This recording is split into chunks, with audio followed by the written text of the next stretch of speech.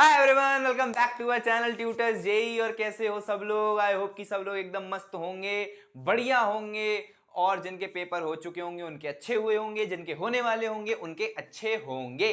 तो हम क्या करने वाले हैं यार, हम अपने वाईडीएससी को कंटिन्यू करने वाले हैं। और वाईडीएससी में जो छोटे मोटे टॉपिक बच रहे हैं उनको हम देख रहे होंगे। कौन कौन से टॉपिक देख रहे होंगे सर? सबसे पहला हम देख रहे होंगे नंबर ऑफ फ्रिंजेस। कि भाई साहब, नंबर ऑफ फ्रिंजेस हम कैसे निकालते हैं, क्या कॉन्सेप्ट उसके पीछे लगता है। उसके बाद जो हम देख रहे होंगे वो हम देख रहे होंगे कि YDSC in any medium of refractive index mu. पूरा का पूरा वाईडीएससी सेटअप जो है वो मैंने किसी मीडियम में रख दिया है जिसका कुछ रिफ्रैक्टिव इंडेक्स रहा होगा। उसके बाद हम देख रहे होंगे ऑब्लिक इंसिडेंस। ऑब्लिक इंसिडेंस का मतलब कि भाई साहब हुआ क्या कि सीधी रे लाने की जगह मैं पहले से ही रे टेढ़ी लेके आया हूं। मतलब अब चलो आगे बताऊंगा उसी प्रॉपर टॉपिक में। उसके बाद जो हम देख रहे होंगे वो हम देख रहे होंगे ऑप्टिकल पाथ लेंथ। क्या देख रहे होंगे? Optical path length. चलिए बहुत बढ़िया, फटाफट देखो। ये रहा,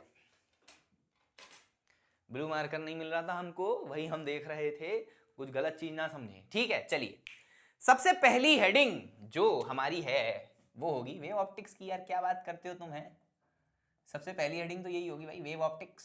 पढ़ यही रहे हैं। एस तुम्हारा थोड़ा टेढ़ा बन गया है, वाई लग रहा है, चेंज कर लेते हैं भाई। चलिए, हम आज जो देखने वाले हैं सबसे पहली चीज जो है वो है नंबर ऑफ फ्रिंजेस। कि भाई खुद सोचो, अपने दिमाग से पूछो ये बातें कि भाई साहब, अगर वाईडीएससी परफॉर्म हो रहा है और फ्रिंजेस बन रही हैं तो कितनी फ्रिंजेस बन रही हैं यार? कितनी मैक्सिमा बन रही है, कितनी ब्राइट फ्रिंज बन रही है, कितनी जो है डार्क फ्रिंज बन रही है, मिनिमा बन रहा है। इस बात को सोचो और समझो। अब मैं तुम्हें सबसे पहले तुमसे एक चीज सिंपल सी एक बात पूछता हूं। वो बात ये है कि अगर मैंने मान लो बोल दिया कि यार पाथ डिफरेंस तुम्हारा 3 लैम्डा है, इस बात से तुम क्या समझते हो? फ्रिंज के नजरिए से सोचना। अगर मैंने तुमको बोल दिया कि यार पाथ डिफरेंस 3 लैम्डा है, पाथ डिफरेंस क्या है? 3 लैम्डा है। पाथ डिफरेंस क्या है? 3 लैम्डा है। अगर पाथ डिफरेंस 3 लैम्डा हुआ तो मैं क्या कह सकता हूं? मैं ये कह सकता हूं कि यार पक्के से ब्राइट फ्रिंज बन रही होगी। पक्के से ब्राइट फ्रिंज बन रही होगी। बन रही होगी कि नहीं बन रही होगी? अच्छा ठीक है। अगर मैंने मान लो बोल दिया कि यार पाथ डिफरेंस 3.5 लैम्डा है, अगर मैंने बोल दिया कि पाथ डिफरेंस 3.5 लैम्डा है तो क्या बन रहा होगा? तो पक्के से डार्क फ्रिंज बन रही होगी। हाँ, ये बहुत बढ़िया सर, बहुत बढ़िया, मजा आ रहा है, समझ में आ रहा है कि अच्छा 3.5 लैम्डा है तो ब्राइट फ्रिंज, 3 लैम्डा है तो ब्राइट फ्रिंज बन रही होगी, और 3.5 लैम्डा है तो डार्क फ्रिंज बन रही होगी। ये एक बात समझ में आई है। और अगर इस तरीके से तुमको दे दिया जाए तो तुम आराम से लिख सकते हो, कोई परेशानी नहीं है किसी भी बात की। अच्छा, अब इस बात को समझो कि मुझसे नंबर पूछ लिया जाए कि भाई साहब नंबर बताइए कितनी नंबर ऑफ फ्रिंजेस बन रही हैं, तो असलियत में मेरे दिमाग में एक चीज आएगी कि डेल्टा एक्स तो भाई साहब एन लैम्डा जैसा होता है। डेल्टा एक्स एन लैम्डा होता है, ठीक, एन लैम्डा होता है। अगर इसी डेल्टा एक्स को मैं वाईडीएससी के कॉन्सेप्ट से रिलेट करूं तो मैं क्या बोलूंगा कि यार पाथ डिफरेंस तो डी साइन थीटा भी होता है। अरे होता है कि नहीं होता है? अरे हाँ जी की ना जी? अरे हाँ जी की ना जी? बिल्कुल सही बात है सर, कोई गलत बात नहीं बोल रहे। आप तो सबसे अच्छे हो, आप तो सबसे बढ़िया हो, आप गलत कैसे बोलोगे? तो इसका मतलब मैं ये बोल सकता हूं कि d sine theta n lambda के बराबर है। सर क्या बात बोल रहे हो, हमें तो समझ में आ रहा है। चलिए, तो एक बात और बताओ, मैं इधर से ये बोल सकता हूं कि sine theta is basically n lambda by d. अब तुमको इतना कुछ समझ में आ गया तो तुमको ये भी समझ में आ गया होगा कि sine theta is basically n lambda by d. N lambda by d. चलिए बहुत सुंदर। अब देखो तुम्हें क्या लगाना है। अब मुझे एक बात बताओ कि साइन थीटा की लिमिट क्या होती है? साइन थीटा -1 से 1 तक जा सकता है कि नहीं? हाँ या ना बोलो। साइन थीटा -1 से 1 के बीच में कुछ भी हो सकता है, मतलब वो -1 तक, -1 से लेकर के 1 तक जा सकता है, ये उसकी रेंज होती है। यहां से यहां तक वो वेरी कर सकता है, कुछ भी वैल्यू ला सकता है। लेकिन जो रेंज है वो है -1 से 1। तो इसका मतलब n लेमडा बाई डी भी यही होगा, -1 से 1। हाँ जी कि ना जी? बिल्कुल सही बोल रहा हूं, ध्यान से सुनो। Sine theta n lambda by D है, sine theta n lambda by D है। खुद सोचो कि यार इसकी वैल्यू 1 से -1 के बीच में कुछ भी आ सकती है, 1 से -1 के बीच में कुछ भी आ सकती है। तो इसका मतलब क्या है कि इसकी वैल्यू भी 1 से -1 के बीच में ही आएगी। सही बात है कि गलत बात है? इसकी वैल्यू भी 1 से -1 के बीच में ही आएगी, वही आ रही है, देख लो। तो अब खुद सोचो कि मैं क्या ये कह सकता हूं कि n is less then n जो है हमारा -d/λ से लेकर के d/λ तक है, n is less than equal to d/λ and n is greater than equal to -d/λ। समझ में आया क्या? अरे भाई कुछ नहीं किया मैंने, भाई मैंने तो बस d और लैम्डा को इधर उधर भेज दिया और कुछ नहीं किया, और सारी चीजें एकदम सेम है और सारी चीजें एकदम बराबर है। कोई परेशानी, किसी बात की कोई परेशानी, किसी बात की कोई टेंशन? लड़की छेड़ के चली गई हो, लड़का छोड़ के चला गया हो। मैंने उल्टा बोल दिया, लेकिन मुझे पता आजकल ऐसा भी होने लगा है। कमेंट में जरूर बताना या मेरे को पर्सनल भेज देना, सर ये परेशानी मुझको हो रही है, मेरी गर्लफ्रेंड मानती ही नहीं है कि मेरा आईटी में भी हो सकता है। बेटा मैं ही नहीं मानता, गर्लफ्रेंड कहाँ से मान लेगी तेरी? ठीक है, चलो ये चीज समझ में आई। अब क्या करें, अब क्या करें? अब गौर से देखो, जो तूने 3 लैम्डा को देख करके बोला था कि यार ये ब्राइट फ्रिंज है, और 3.5 लैम्डा को देख के बोला था कि ये डार्क फ्रिंज है, तो असलियत में ये जजमेंट कहां से आया? ये जजमेंट तू कहां से लेकर के आया कि 3 लैम्डा को देख करके मैंने ब्राइट फ्रिंज बोल दिया और 3.5 लैम्डा को देख करके मैंने डार्क फ्रिंज बोल दिया? असलियत में ये जजमेंट, ये डिसीजन मैंने n को देख करके बनाया है ना। 3 लैम्डा में मैंने इस n को देखा, 3.5 लैम्डा में मैंने इस n को देखा, और तब जाकर के मैं ये कंक्लूड कर पाया कि भैया 3 लैम्डा है तो ब्राइट फ्रिंज बनेगा, 3.5 लैम्डा है तो डार्क फ्रिंज बनेगा। सही बात है? समझ में आया क्या? एकदम समझ में आया, एकदम क्लियर है कि नहीं है? इसीलिए मैं n पर लेके आया हूं कंडीशन, इसीलिए मैं कंडीशन किस पर लेकर के आया हूं? n पर। इसलिए मैं कंडीशन किस पर लेकर के आया हूं? n पर, कि भैया n पे कंडीशन है -d लैम्डा से लेकर के d लैम्डा तक। अब फॉर एग्जाम्पल मैं बोल देता हूं, फॉर एग्जाम्पल मैं बोल देता हूं कि d/λ की वैल्यू मान लो है, कितनी ले लें? 4। चलो d/λ की वैल्यू जो है 4 है, d/λ की वैल्यू जो है 4 है, d/λ की वैल्यू जो आई है वो 4 आई है, d/λ की वैल्यू 4 आई है। इसका मतलब n की वैल्यू -4 से लेकर के 4 तक है, n की वैल्यू -4 से लेकर के 4 तक है, n की वैल्यू -4 से लेकर के 4 तक है।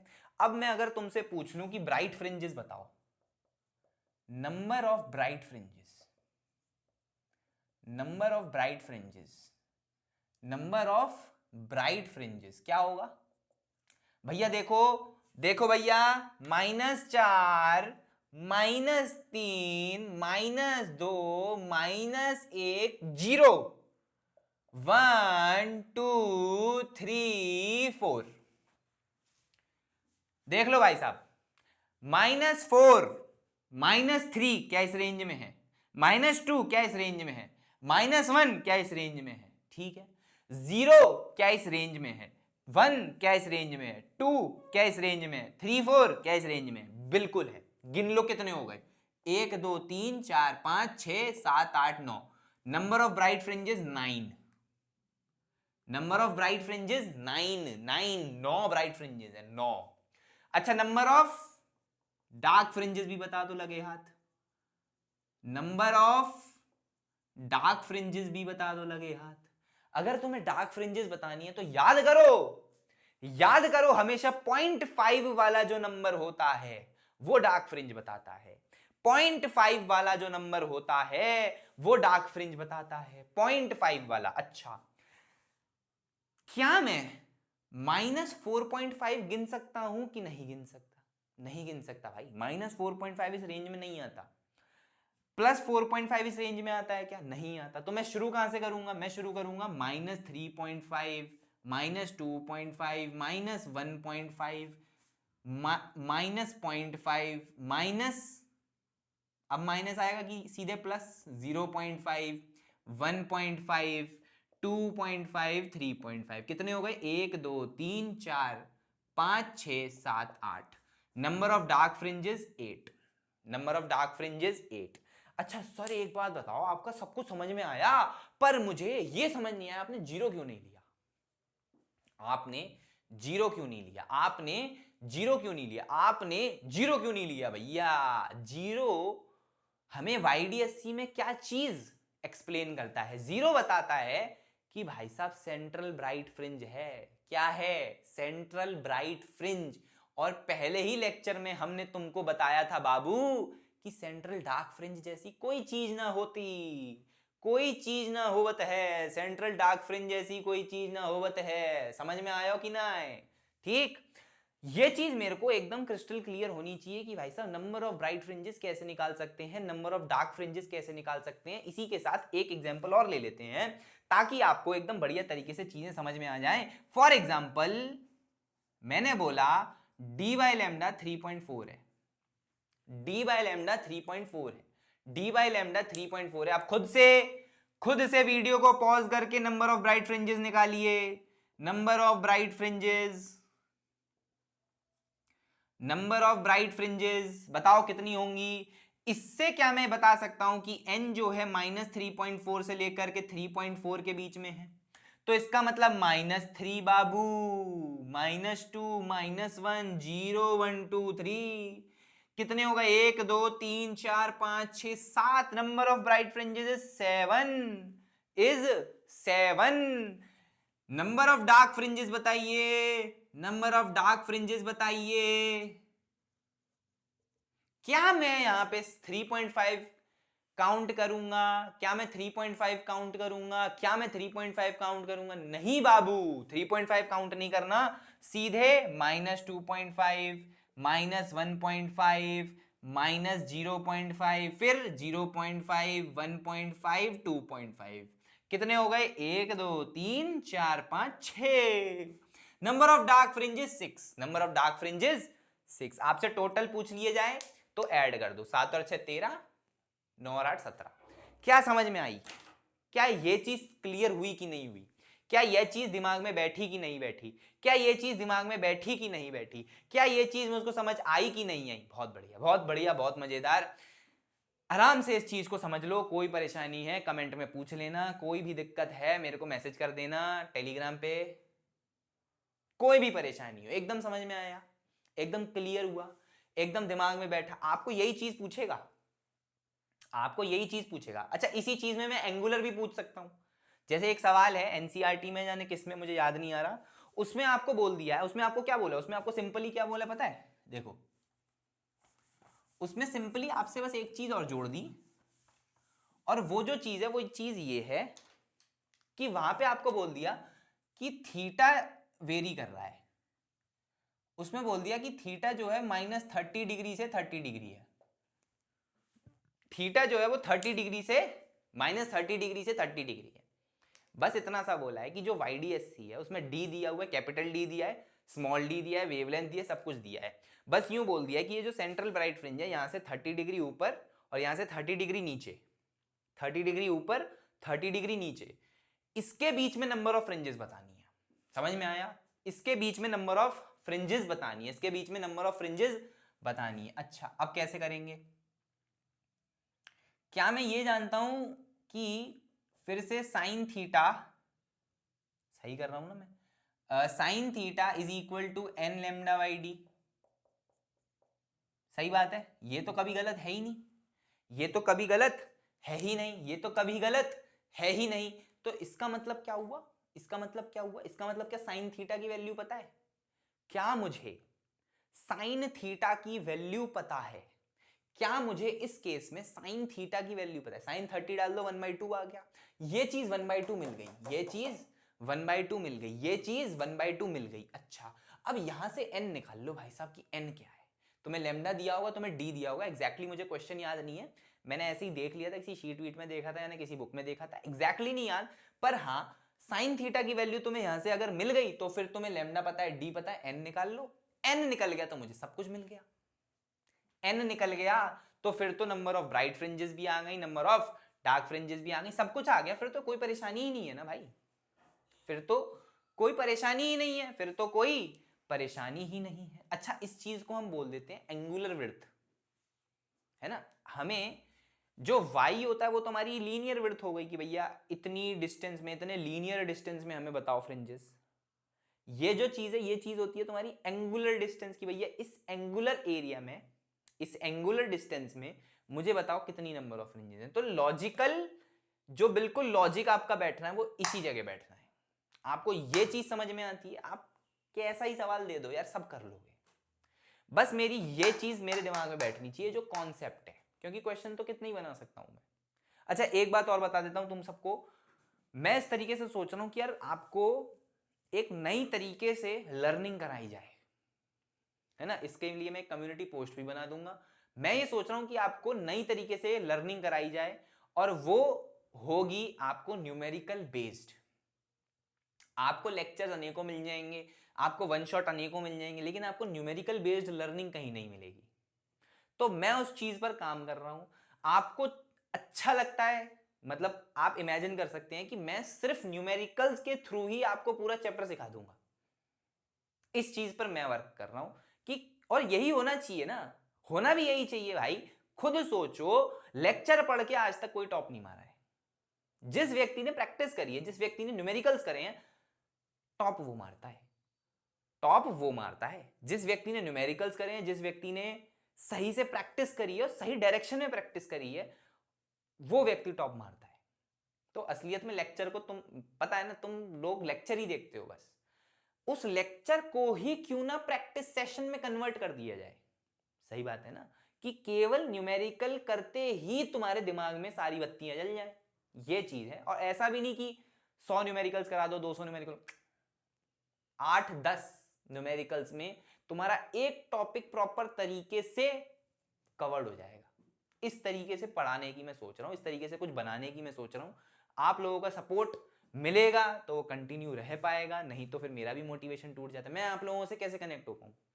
आप लोग स्क्रीन के उस तरफ हो, मैं स्क्रीन के इस तरफ। आप लोगों को कोई चीज अच्छी लग रही है तो वो आप कमेंट में बताओगे, आप लोगों को किसी चीज की कमी लग रही है तो वो आप कमेंट में बताओगे।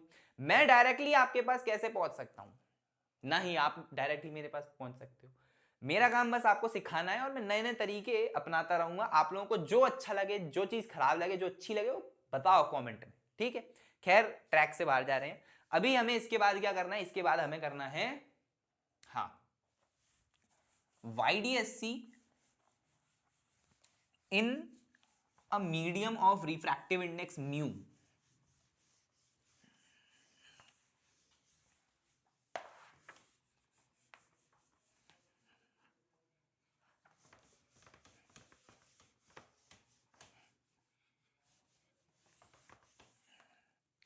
ठीक है, चलिए अब हम क्या देखने वाले हैं यार, कि हमने YDSC का सेटअप जो है,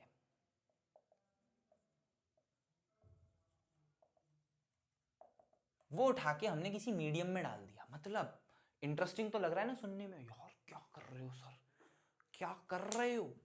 एक बात बताओ, हवा में हमसे YDSC हो नहीं पा रहा, वैक्यूम में हमसे YDSC हो नहीं पा रहा, आप उठा करके उसको पानी में ले जा रहे हो, आप उठा करके उसको ऑयल में ले जा रहे हो। कर क्या रहे हो सर, कर क्या रहे हो बेटा? करेंगे, देखो देखो, तू एडवांस का मालिक है, एडवांस तुझे अपने हाथों में करना है। मेंस में क्वेश्चन देख, फॉर्मूला बेस्ड है सीधा। इस सीरीज को देख करके, यहां पर जो कंटेंट बताया जा रहा है उसको देख करके तू मेंस एडवांस आराम से कर सकता है। सारा एडवांस लेवल तक का तेरे को मिल रहा होगा, बस तुझे अपने में जज्बा रखना है। अपने में क्या रखना है? जज्बा रखना है कि भाई चाहे जो हो जाए, मुझे फाइटर बनना है। मेरी शक्ति, मेरी फाइटिंग स्पिरिट कोई मुझसे नहीं छीन सकता। ना ही ये छोटू पोटू से क्वेश्चन, ना ही छोटू पोटू से पेपर। एक पेपर अच्छा नहीं हुआ, कोई बात नहीं है भाई, मैं बड़ी चीजों के लिए बना हूं, जो कि है एडवांस, जो कि है आईआईटी। आओ देखो, अभी तक हम क्या देखते आ रहे थे, अभी तक हम देखते आ रहे थे कि भाई साहब ये फुद्दू सा हमारा डायग्राम जिसको हमने 10 बार बना लिया है, ये ऐसे ऐसे जाता है और ऐसे ऐसे बन जाता है। ठीक है, एकदम सिंपल सी बात है, ऐसे ही हम देखते हुए आए हैं। अभी तक हमने किसी मीडियम की बात नहीं करी, अभी तक हम सिंपल बोल रहे थे कि भाई ये सब वैक्यूम में हो रहा है, कोई परेशानी नहीं है, कोई किसी बात का हमें कोई प्रॉब्लम नहीं है। ठीक है, लेकिन अब मैं तुमको क्या बोलने वाला हूं, अब मैं तुमको बोलने वाला हूं कि इसी सेटअप को उठा करके मैंने तेल में रख दिया, या किसी फ्लूइड में रख दिया, या किसी भी लिक्विड में रख दिया।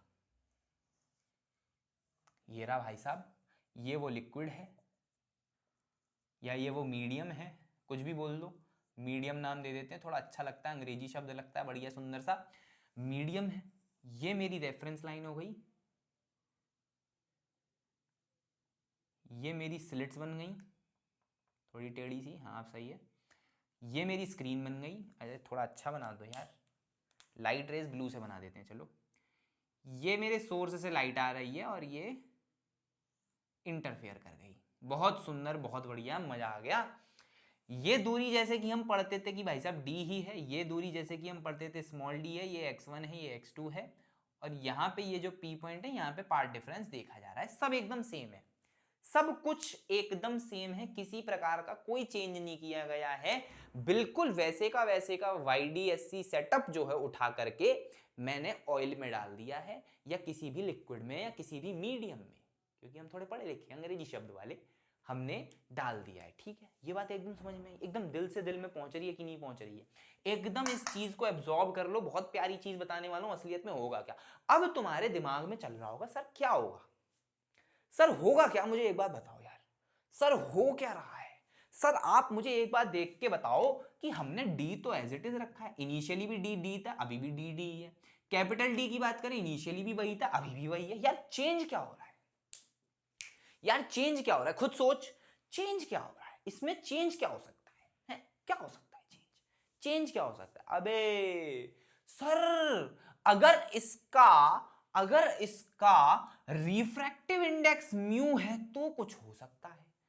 हाँ मुझे याद आ रहा सर, मुझे याद आ रहा है कि अगर हम वैक्यूम में बात करें तो इसकी स्पीड क्या होती है, स्पीड ऑफ लाइट, तो स्पीड ऑफ लाइट तो सर c होती है ना। हाँ सर बिल्कुल सही बोल रहे हो।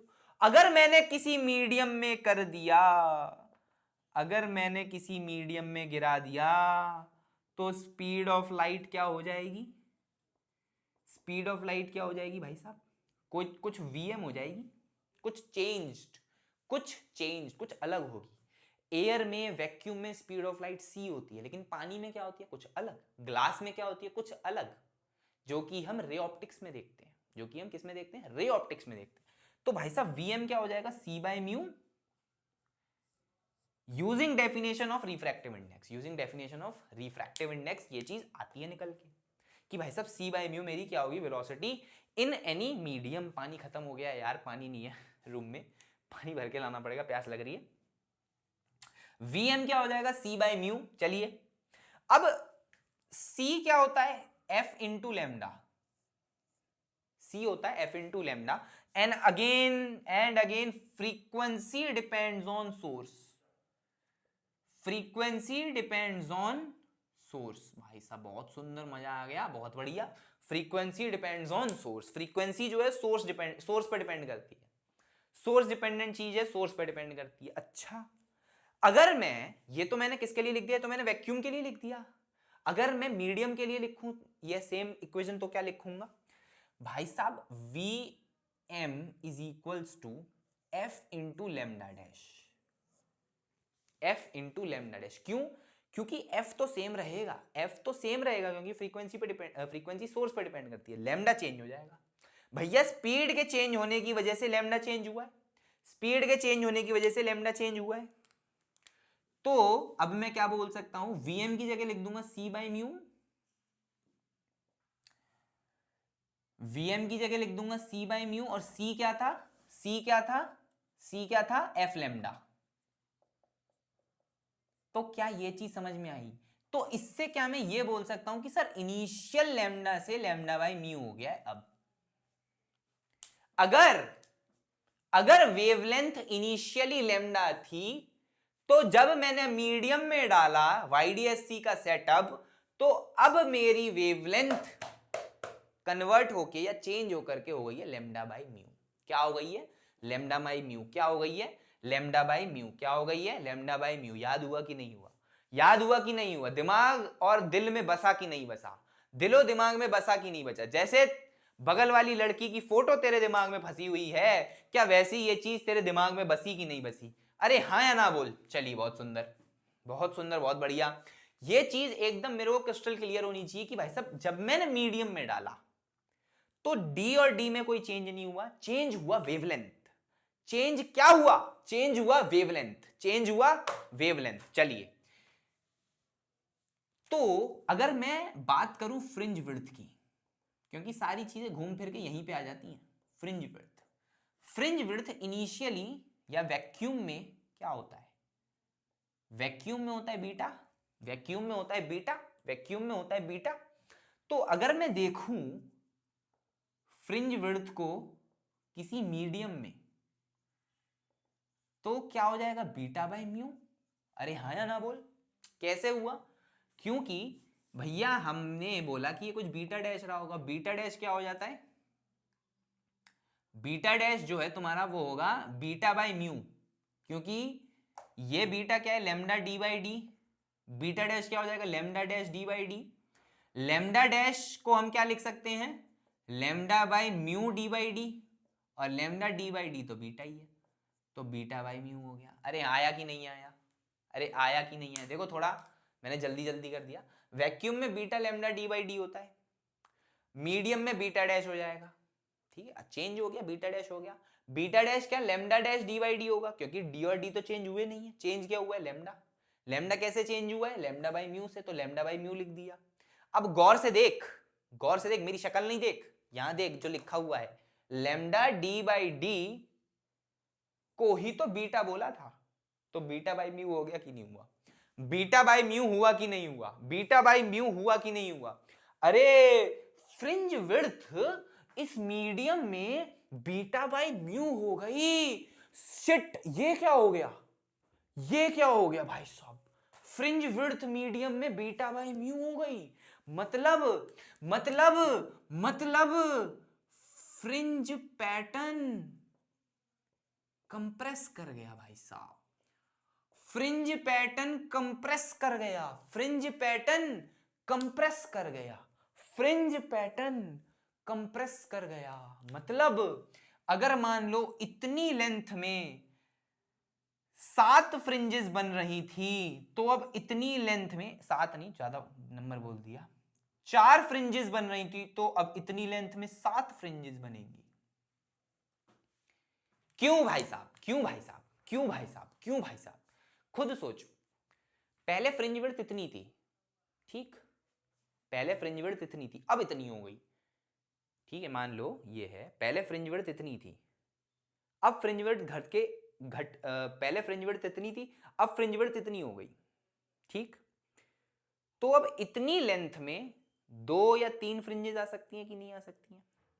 पहले फ्रिंज विड्थ इतनी थी, अब फ्रिंज विड्थ घट के इतनी हो गई, तो अब इतनी लेंथ में, ओरिजिनल लेंथ में 2 या 3 फ्रिंजेस आ सकती हैं। तो इतनी लेंथ में पहले 4 फ्रिंजेस थी। अब जब मैंने किसी रिफ्रैक्टिव मीडियम में डाल दिया, तो अब इतनी लेंथ में 7 फ्रिंजेस आ जाएंगी। क्यों? क्योंकि भैया फ्रिंजेस तो कंप्रेस कर गई, कंप्रेस कर गई, कंप्रेस कर गई। फ्रिंजेस क्या हुआ? कंप्रेस कर गई, पिचक गई ना, पिचक गई, पिचक गई। असलियत में क्या हुआ? पिचक गई। ये चीज समझ में आई कि नहीं आई? ये डायरेक्ट एडवांस में भी तुमसे पूछ सकता है कि अगर मैं किसी मीडियम में डाल दूं तो what will happen to the fringe width, what will happen to the fringe width. तो तुम्हें दिमाग में होना चाहिए कि यार फ्रिंज विड्थ घटेगी, और इससे क्या होगा कि किसी एक पर्टिकुलर लेंथ में अगर 4 फ्रिंजेस बन रही थी, तो अब वहां पे फ्रिंजेस बढ़ जाएगा, वहां पे नंबर ऑफ फ्रिंजेस बढ़ जाएंगी, 7 फ्रिंजेस हो जाएंगी उतनी पर्टिकुलर लेंथ में। क्या ये चीज समझ में आई?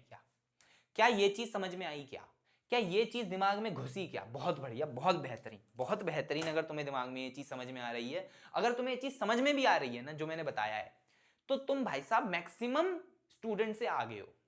सच बता रहा हूं, बिल्कुल मजाक नहीं है, एक रत्ती भर मजाक नहीं है। अगर तुम्हें ये चीज समझ में भी आ रही है ना सही से, सवाल होना ना होना अलग बात है, अगर ये समझ में भी आ रहा है जो मैंने बोला है, तो तुम भाई साहब 1.5-2% लोगों से आगे हो। 1.5-2% लोगों से आगे हो तुम, क्योंकि कईयों को समझ ही नहीं आता है भाई साहब, कईयों को समझ ही नहीं आता कि ये चीज है क्या। अच्छा, अब मैं जो है इसको, अब मैं एक लास्ट टॉपिक और बता रहा हूं। मुझे लग रहा है ऑप्टिकल लेंथ आज अगर कराऊंगा तो ज्यादा लंबा लेक्चर हो जाएगा, फिर मुझे भी लैब लेके आना है। दिन में बना रहा हूँ, लैब लेनी है मेरे को अभी जा करके शाम को, है ना। ज्यादा तुम हु मत करो मेरे आगे। हम भी पढ़ते हैं भाई, हमें अपनी कॉलेज की डिग्री पूरी करनी है भाई, हमें भी कॉलेज की डिग्री लेनी है भाई, हमें भी लैब करनी होती है भाई। ठीक है, चलो अब जो है आखिरी चीज जो कि फटाफट हो जाएगी, कोई ज्यादा टाइम नहीं लगेगा इसमें, ऑब्लीक इंसिडेंस।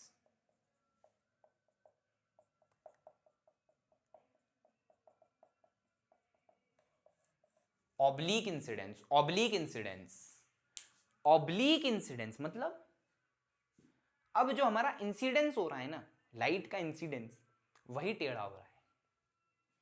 नहीं आया समझ? भाई देखो, भाई देखो, अब जो हमारा इंसिडेंस हो रहा है ना यार, वही हो रहा है टेढ़ा। जैसे इनिशियली हम क्या पढ़ते थे, हम ये पढ़ते थे कि हमारी दो स्लिट्स हैं, ये यहां पे हमारा सोर्स है, यहां से ऐसे लाइट आई, ठीक है, ये आगे चल करके मान लो अगर इधर गई तो ये x1 हो जाता था, ये x2 हो जाता, सिंपली कोई बात नहीं है। तो अब हुआ क्या असलियत में, ऑब्लिक इंसिडेंस मतलब इंसिडेंस कहां पे हो रहा है, यहां पे। इंसिडेंस कहां पे हो रहा है, यहां पे हो रहा है इंसिडेंस। अगर मैं तुमसे बिल्कुल दिमाग खोल करके ये पूछूं कि भाई साहब मुझे ये बता दो कि यहां पे कोई पाथ डिफरेंस है क्या, इस सोर्स से स्लिट्स तक आने में क्या कोई पाथ डिफरेंस? नहीं, जितना ये चला उतना ये चला, जितना ये चला उतना ये चला। अब हुआ क्या, अब हो जाती है x1 कर देता है गद्दारी x2 के साथ, x1 गद्दारी कर देता है x2 के साथ, x1 क्या करता है, गद्दारी कर देता है x2 के साथ, और उसी को बोलते हैं ऑब्लिक इंसिडेंस। x1 गद्दारी कर देता है। अब देखो गद्दारी होती कैसे है, तुम देखो भाई, तुम देखो किस किस तरीके से देश में गद्दारियां हो रही हैं, देखो, सीखो, सीखो मत, समझो और बच के रहो। देखो ये तुम्हारी स्क्रीन है, ठीक, बढ़िया सुंदर सी, अरे यार खराब हो गया मामला, ठीक, ये तुम्हारी स्क्रीन है, तुम्हारी स्लिट्स हैं। अब मामला ऐसा हुआ कि भाई साहब इंसिडेंट रे ही ऐसे हैं, इंसिडेंट रे ही ऐसे हैं, ये x1 है, ये x2 है, और ये मेरी स्लिट्स हैं, और यहां आगे जाकर के कहीं इस पॉइंट पर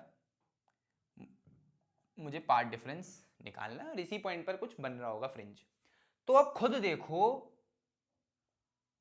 ये एंगल अल्फा है, ये तो थीटा है जो होता ही है हमारा। अगर ये वाला x1 है तो यही वाला x1 हुआ, ये x2 हुआ। असलियत में हुआ क्या, सबसे पहले तो जो नाम बता रहा है ऑब्लिक इंसिडेंस, उसका मतलब यही है कि अब ये जो इंसिडेंस हो रहा है यही टेढ़ा हो रहा है, जो हमारी लाइट गिर रही है स्लिट्स पे वही तिरछी गिर रही है। क्या गिर रही है, हमारी तिरछी गिर रही है। तो खुद सोचो, क्या ये हमारे YDSC सेटअप में जाने से पहले ही कुछ पार्ट डिफरेंस कैरी करके आ रही है? Come on, once more, once more, once more. क्या ये हमारे YDSC सेटअप में आने से पहले ही कुछ पाथ डिफरेंस कैरी करके आ रही हैं? क्योंकि इनिशियली ही इनमें कुछ पाथ डिफरेंस देखा जा रहा है, जो कि पिछले वाले तरीके जो हम कर रहे थे YDSC के उसमें नहीं देखा जा रहा था, क्योंकि सीधा ऐसे जा रहा था, ऐसे जा रहा था। सही बात है ना। अब पाथ डिफरेंस देखा जा रहा है। देखो कैसे देखा जा रहा है भाई, खुद देखो ना कि ये जो है d साइन अल्फा, ये d है, ये d cos अल्फा, ये d साइन अल्फा, ये x2 जो है d साइन अल्फा ज्यादा चल के आ रही है x1 के कंपैरिजन में। यहां तक तो बराबर है, लेकिन x2 ने d साइन अल्फा ज्यादा चला। भैया x2 ने d साइन अल्फा ज्यादा चला, चला कि नहीं चला? अरे हाँ या ना बोलो। डी साइन अल्फा ज्यादा चला। और अगर इस केस में देखूं तो x2 ने डी साइन थीटा ज्यादा चल ही रही है भाई। x1 यहां से यहां गया, ठीक है, सिंपल। x2 यहां से कहीं आया और यहां गया, तो x2 ने इतना डिस्टेंस क्या ज्यादा चला, सही बात है। और x2 ने यहां से यहां तक आने में इतना डिस्टेंस ज्यादा चला x1 के कंपैरिजन में, और यहां से यहां तक आने में डी साइन थीटा ज्यादा चला x1 के कंपैरिजन में। हमारा पाथ डिफरेंस क्या होता था? पाथ डिफरेंस क्या होता था? x2 minus x1। अब जो मैं लिखूंगा, अब मैं लिखूंगा इफेक्टिव डेल्टा x इफेक्टिव, जो कि होगा x2 minus x1 effective effective, ठीक। अब खुद देखो, क्या x1 में कोई एक्स्ट्रा पाथ है? जो हमारा x1 है, क्या उसमें कोई एक्स्ट्रा पाथ है क्या? नहीं, वो तो नॉर्मल है, जितना यहां से, मतलब नॉर्मल ये यहां से आया, ये नॉर्मल यहां से यहां गया। लेकिन हाँ, x2 ज्यादा चला है, ये भी ज्यादा चला है और ये भी ज्यादा चला है। तो x2 में देखो, सबसे पहले तो मैं इसको क्या लिखूंगा? मैं इसको लिखूंगा delta x effective is what? It is x2 plus D sine alpha minus x1। सही बात है क्या? अरे हाँ या ना? गौर से देखो, गौर से देखो जो बोला गया है।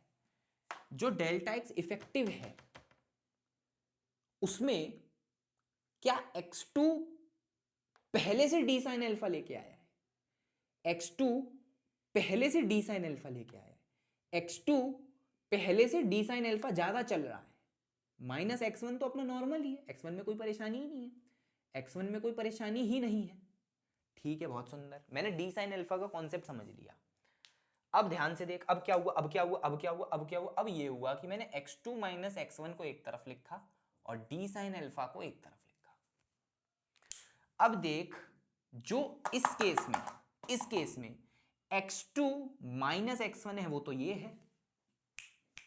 Come on once more, x2 minus x1 करूंगा इस पॉइंट पर, इस स्लिट के अंदर जाने पर, तो क्या मुझे डी साइन थीटा दिखेगा?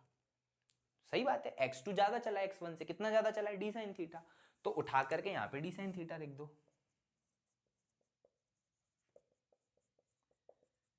आ गया, यही है पार्ट डिफरेंस। पार्ट डिफरेंस आ गया, फिर तो भाई भगवान कुछ भी पूछ ले मैं बता दूंगा।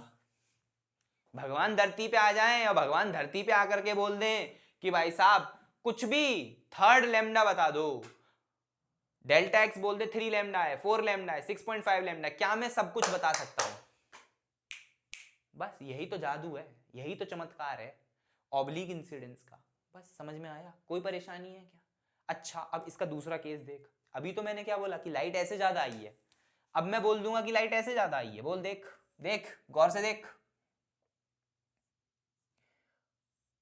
अब मैं बोल दूंगा लाइट ऐसे ऐसे गई है, ऐसे भी तो जा सकती है भाई। अरे हाँ या ना बोल, अरे जोर से बोल, जय माता दी, अरे मिलकर बोलो जय माता दी। ऐसे भी तो आ सकती है लाइट। अभी तो इनिशियली तो लाइट ऐसे ही आई, क्या लाइट ऐसे भी आ सकती है? बिल्कुल आ सकती है यार। ये लो अल्फा, ये लो थीटा, ये लो डी साइन थीटा, ये लो डी साइन अल्फा, खत्म बात। बहुत बढ़िया, मजा आया। अब इस बात से मुझे समझ में आया कि यार ये x1 है, ये x2 है, ये x1 है और ये x2 है। सही बात है क्या? अब x1 ज्यादा चल के आया है, देखो x1 कितना ज्यादा चला है? D sine alpha. और यहां पर तो वही नॉर्मल है, यहां पर तो कोई चेंज ही नहीं हुआ, यहां पर तो x2 ज्यादा चला ही है डी साइन थीटा। लेकिन इस वाले में चेंज हो गया और इस वाले में x1 डी साइन अल्फा ज्यादा चला है, x1 डी साइन अल्फा ज्यादा चला है। तो हम बिल्कुल वैसे ही करेंगे, डेल्टा x इफेक्टिव क्या हो जाएगा? x2 effective minus x1 effective. तो मैं क्या लिख दूंगा? मैं लिख दूंगा x2 तो है ही है जो है, लेकिन x1 कितना ज्यादा चला है? x1 चला है डी साइन अल्फा ज्यादा। सही बात है क्या? x2 तो वो है ही है जितना था, x1 डी साइन अल्फा ज्यादा चला है, x1 जो है डी साइन अल्फा ज्यादा चला है, ठीक है, बहुत सुंदर। अब मैं इसको क्या लिख दूंगा? अब मैं इसको लिख दूंगा x2 minus x1 minus D sine alpha. और x2 माइनस x1 तो अपना भाई है, x2 माइनस x1 तो अपना पुराना भाई है, अपना पुराना यार है, क्या हो जाएगा D sine theta minus D sine alpha. क्या ये डेल्टा एक्स हो गया? बहुत सुंदर, बढ़िया, ये आ गया मेरे को।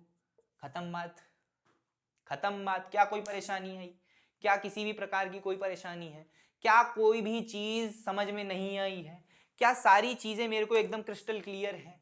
क्या जो आज मैंने 3 चीजें पढ़ी हैं, क्या उसमें किसी भी एक चीज में परेशानी आई? क्या कोई भी परेशानी मुझे आती हुई दिख रही है? क्या मेरी गर्लफ्रेंड अब मुझे छोड़ के भागेगी अगर मैं ये 3 कॉन्सेप्ट उसको जाकर के बता दूं?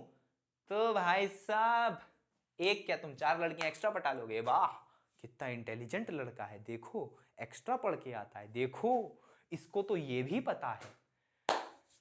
ठीक है, अब वो भी ये चीजें अच्छे से पढ़ ले तो उसको इस चैनल के बारे में बता देना, ट्यूटर्स जेई। और तुमको क्या करना है, तुमको चैनल को सब्सक्राइब कर देना है, वीडियो को लाइक कर देना है, शेयर भी कर देना है। चैनल को सब्सक्राइब तुम करते नहीं हो, वीडियो को लाइक तुम करते नहीं हो, शेयर तुम करते नहीं हो, तीनों चीजें तुमको करनी है बेटा।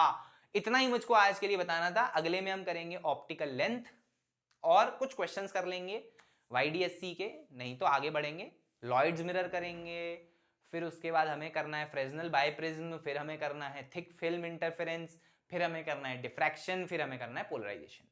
ठीक, ये 3-4 टॉपिक छोटे छोटे बचे हैं, डिफ्रैक्शन और पोलराइजेशन बड़ा है बस। लॉयड्स मिरर, फ्रेस्नेल बाइप्रिज्म और थिक फिल्म इंटरफेरेंस तीनों छोटे हैं।